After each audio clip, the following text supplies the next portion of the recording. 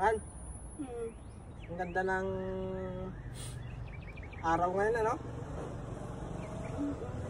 Parang yung na-imagine ko, parang sarap magpatayo ng bahay dito. Kasi maraming puno, tapos Tahimik pa. Tahimik. Balang araw, parang sarap maging member ng homeowners dito, no? Kasi tahimik-tahimik. Tapos may asosasyon kayo. Ang ganda pala dito. Kaya yun ang susunod natin na goal sa buhay, di ba, no? Hindi naman masama yung mangarap eh.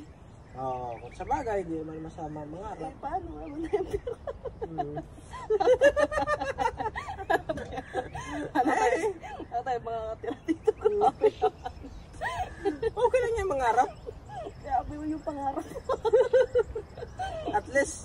At least may pangarap isa sa wala. Pero may iba tayo. Alam mo Han, yung naghiwalay tayo, nagsisisi rin ako na yung sumama ko sa mga kabit ko, sa mga girlfriend ko na iba. Kasi pinapangako ko, mas masaya pala talaga ako pag ikaw yung kasama ko.